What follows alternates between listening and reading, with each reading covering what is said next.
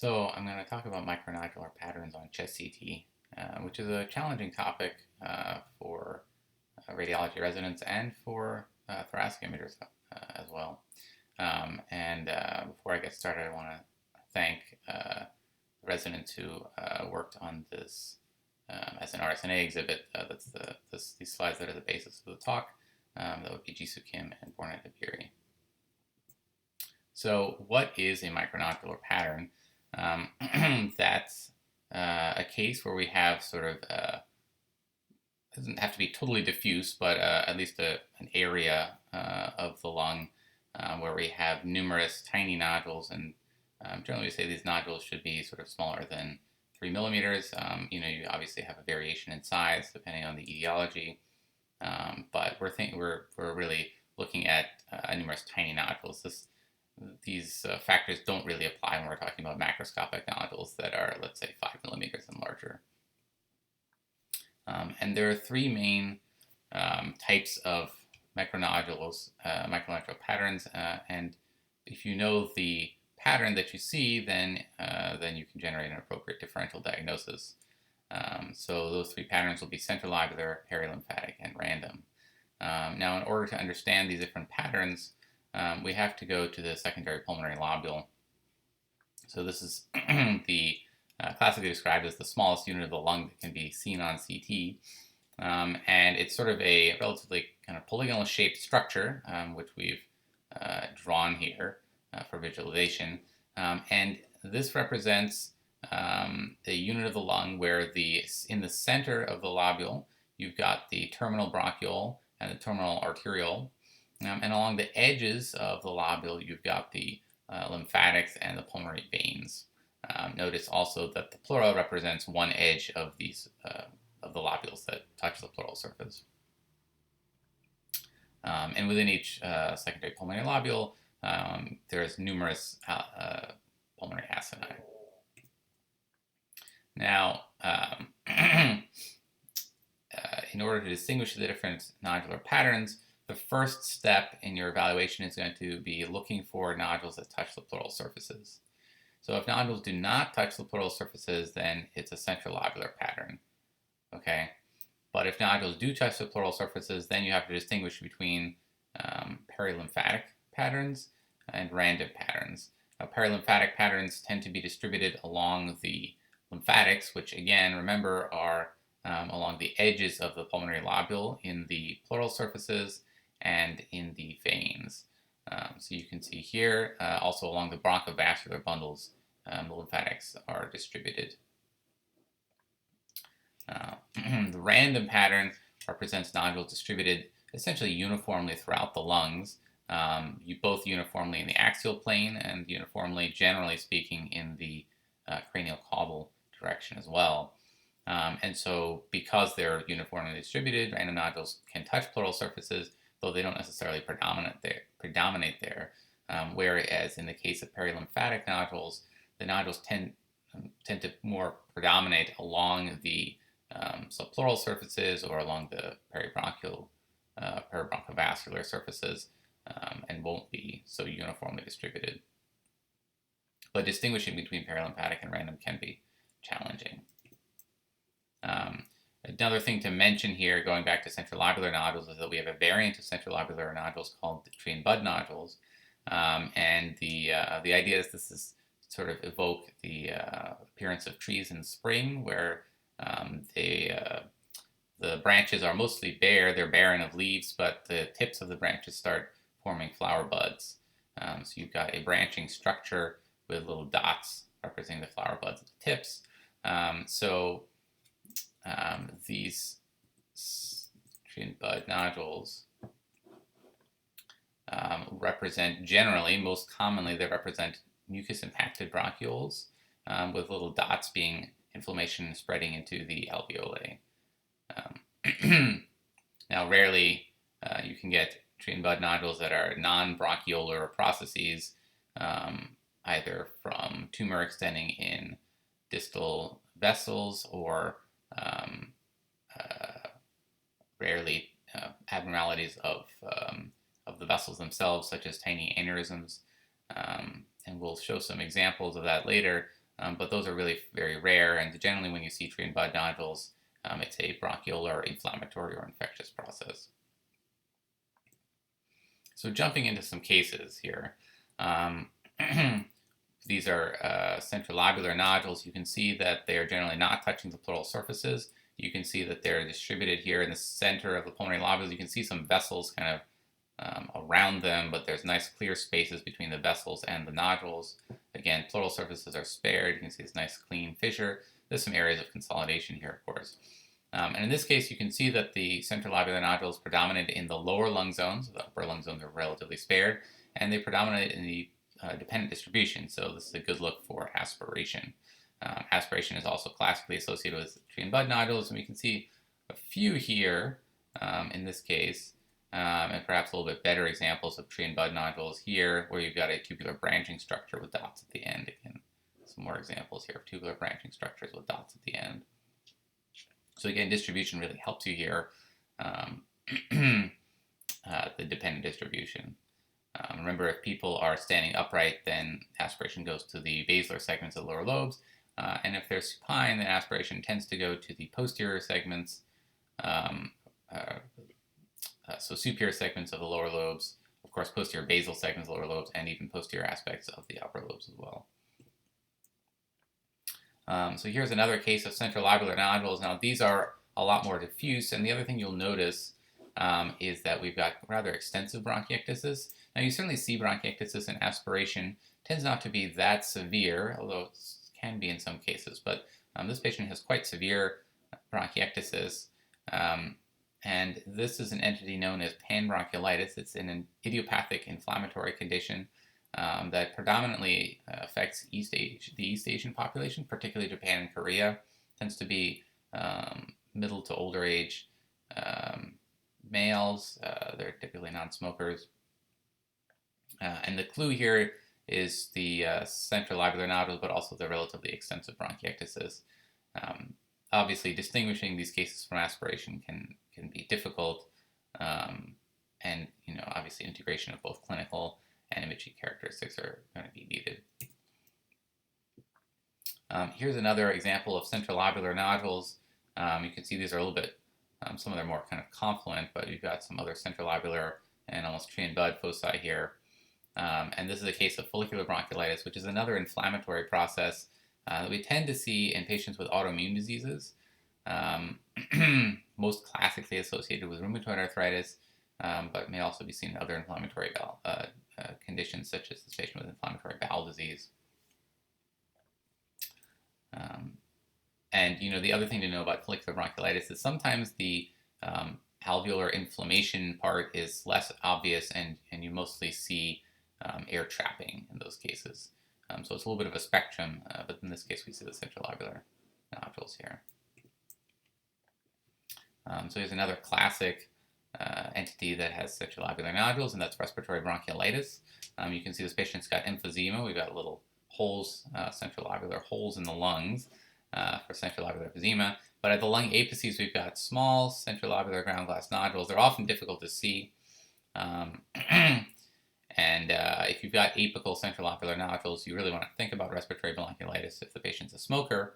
If they're a non-smoker, you can consider hypersensitivity pneumonitis. As I said, they tends to be quite a mild condition on imaging, and usually is clinically silent.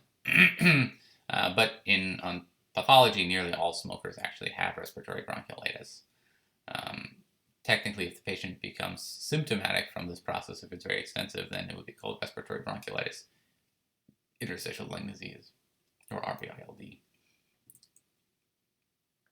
Now shifting gears a little bit to the infections, central lobular and particularly tree and bud nodules are associated with mycobacterial infections.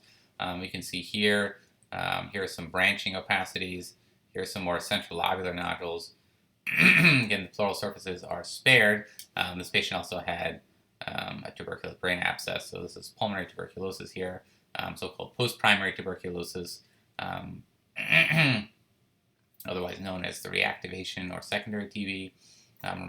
You may recall that primary TB presents as large areas of consolidation that may or may not, often do not cavitate, whereas post-primary TB presents with cavitary consolidations often, like you can see in this case, and tree and bud nodules tend to be a dominant feature of the disease as well. These are a little bit more obvious tree and bud, where you've got branching opacities with dots at the tips, as well as more confluent consolidations. Is another tree and bud focus here. But like in this previous case, you don't necessarily have to have the cavitary consolidation to make the diagnosis.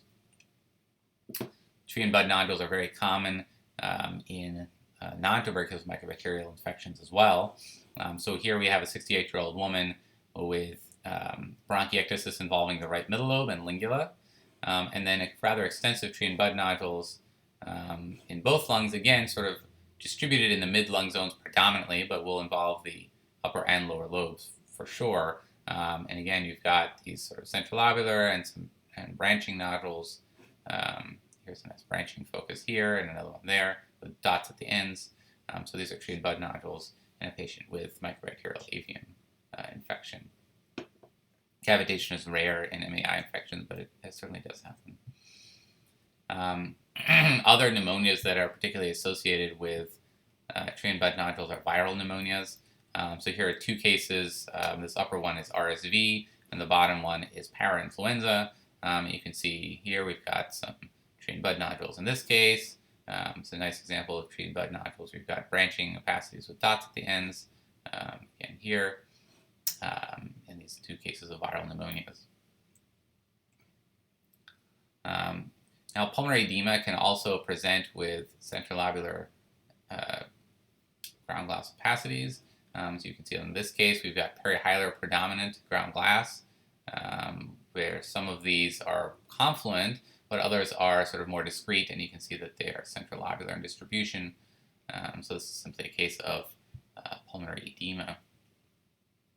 Sometimes you do not see the septal thickening early on, depending if it's non-cardiogenic edema or flash pulmonary edema. In most cases, you do see, obviously, you do see the interlobular septal thickening in case of edema. Now, there are some other entities that can cause centrilobular nodules that are much more rare. This is a case of pulmonary capillary hemangiomatosis, which is an idiopathic cause of pulmonary hypertension. And you can see in this case that there's just sort of diffuse centrilobular ground glass throughout both lungs. Again, you can see that the pleural surfaces are spared, but we've got lots of little ground glass dots basically throughout the lungs here. And PCH is important to recognize because these patients should not be treated with a typical vasodilatory therapy for idiopathic pulmonary hypertension. Now, another entity that's important to be aware of is talc granulomatosis. And while this is a hematogenously disseminated process, it tends to give centrilobular nodules because, so this is the entity caused by injecting crushed tablets that contain talc in them. I should say that the more general term for this entity is excipient lung disease because the excipient is the material put in the pill. And whatever that material is, if it's crushed, it makes small particles, kind of a lot like our ventilation perfusion scans, but these particles, of course, are not designed to be absorbed by the body, and so they can persist. In talc granulomatosis, they persist indefinitely, and they embolize to tiny pulmonary arterioles, and they'll cause pulmonary hypertension. So the reason that they don't touch the pleural surfaces is that they really just stick in these tiny pulmonary arterioles. You can see it's often very subtle, but in this case we can see tiny centrilobular ground glass nodules, and they're distributed throughout the lungs. Here you can see they're just sort of all throughout both lungs, little dots here everywhere. And as I said, the clue here would be a history of injection drug use, and the patients often have pulmonary hypertension. You may not see it immediately in the acute setting, but they tend to develop pulmonary hypertension over time. And again, it's centrilobular nodules, but they're uniformly distributed throughout the lungs. Here's another arterial cause of pulmonary hypertension, which are little aneurysms of distal pulmonary artery branches. You can see some here. This is a patient with pulmonary hypertension secondary to HHT. And we're not showing the AVMs here, but I am showing some little dilated distal pulmonary artery branching sites with little tiny aneurysms at the tips of some of those arteries. You can see sort of faint central lobular opacities elsewhere here. And these are little aneurysms of the distal pulmonary artery branches. It's a rare finding, but just something to be aware of. There's the embolized AVM. Now, shifting to perilymphatic nodules, as I mentioned earlier, these are nodules that tend to be distributed along the pleural and bronchovascular surfaces, although they're not exclusively distributed there. You will see some that appear to be in the center of secondary pulmonary lobules because they're along the small arteries or lymphatics in the center of the lobules, but they will tend to predominate along the bronchovascular bundles, pleura, or interlobular septae. And there's sort of two main categories of diagnosis to think about for perilymphatic nodules. So that would be sarcoidosis and the pneumoconioses, which have essentially nearly identical imaging appearance, as well as lymphangitic carcinomatosis. So here's a nice example of sarcoidosis. We've got upper lung predominant micronodules. We've got some sort of more confluent consolidative opacities along the bronchovascular bundles. Volume loss in the upper lobes. You can see upward retraction of the hyla and major fissures here. There's anterior retraction of major fissures on the axial images. We've got nodules that are touching the pleural surfaces, both along the major fissure and the lateral pleural surfaces I showed. So upper lung predominant symmetric perilymphatic nodules would be it's essentially pathognomonic for sarcoidosis or the pneumoconioses, depending on your clinical history. In our catchment area, we tend not to see many pneumoconioses, but depending on your patient population, you may see that as commonly or even more commonly than sarcoidosis. This patient doesn't have much in the way of lymphadenopathy. That's not a requirement for sarcoidosis. We have another case, a little bit more atypical appearance of sarcoidosis, but we've got nodules distributed along the fissures and lateral pleural surfaces here. Again, some more here along the lateral pleural surfaces. And, this is a sort of asymmetric kind of patchy distribution, so it would not really be typical for a random pattern, which you would expect to be totally uniform throughout the lungs. So here would be it may be difficult to distinguish between lymphangitic carcinomatosis and sarcoidosis, but this patient does have sarcoidosis. Here's a case of silicosis. Again, would be sort of indistinguishable from sarcoidosis. But we have this confluent consolidative, peribronchial consolidative opacity that, if a little bit larger than this, you might call progressive massive fibrosis. We've got nodules touching the lateral pleural surfaces and some more over here. And then we've got sort of peribronchial nodules here. Again, some upper lobe volume loss and fibrosis in this patient with silicosis.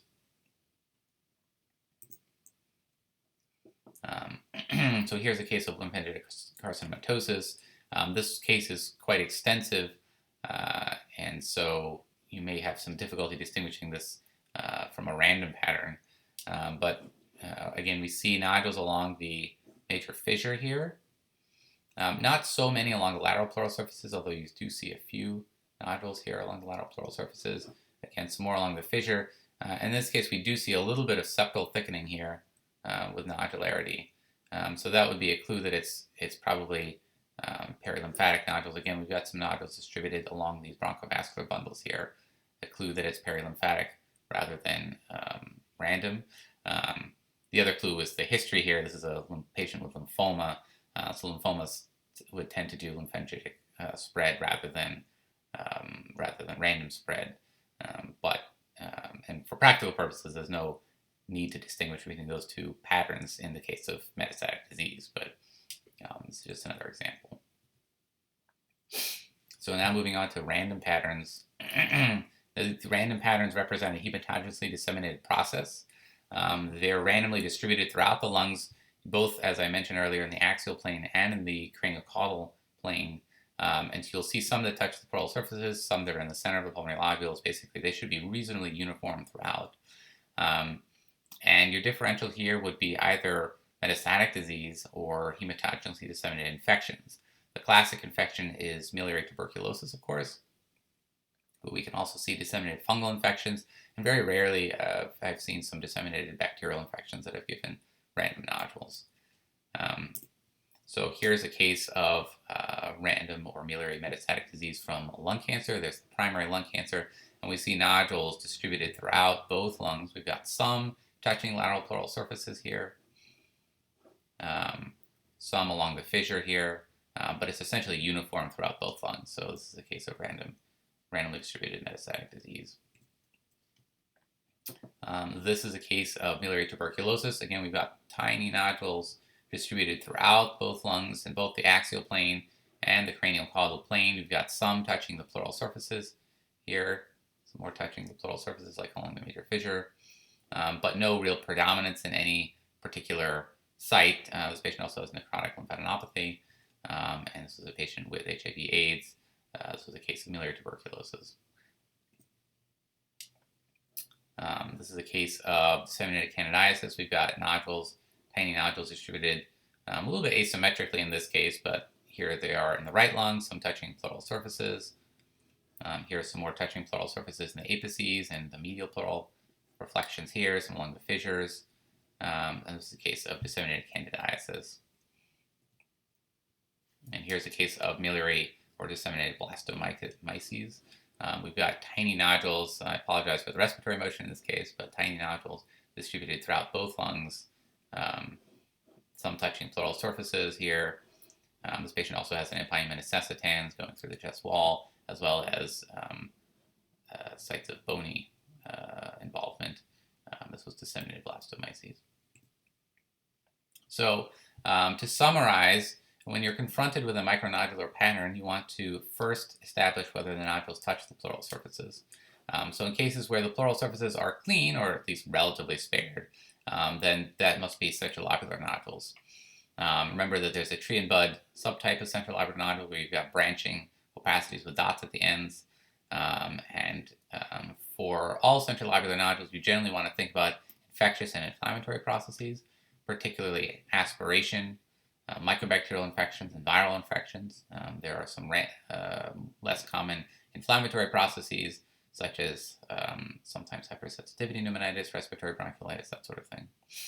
If you do have nodules touching the pleural surfaces, like in this case, we've got some nodules distributed dotting along the major fissure here, then it's either going to be perilymphatic or random. Random nodules should be essentially uniform throughout both lungs, whereas perilymphatic nodules, you'll see that they'll tend to predominate along either the pleural surfaces, bronchovascular bundles, or both. So for perilymphatic nodules, we want to think about sarcoidosis or the pneumoconioses, as well as lymphatic carcinomatosis. And for random nodules, it's really either going to be hematogenously disseminated infections or hematogenously disseminated metastatic disease. Distribution is also helpful in thinking about the micronodular patterns, particularly the central lobular nodules. So upper lung predominant, you want to think about hypersensitivity pneumonitis or respiratory bronchiolitis. Mid-lung predominant, you're going to think about the nontuberculous mycobacterial infections. And lower lobe predominant, you're really wanting to think about aspiration. Diffuse patterns, certainly pneumonias can be diffuse or patchy, but without a particular predominance. There's also pulmonary edema. And we mentioned talc granulomatosis, injection of crushed pills, which is something we are unfortunately seeing more common in the opioid epidemic. There is also clinical features that can help you, such as if the patient's a smoker, IV drug user, as we mentioned, patients with a history of autoimmune disorders, pulmonary hypertension. Those things can also be helpful information into generating your differential diagnosis.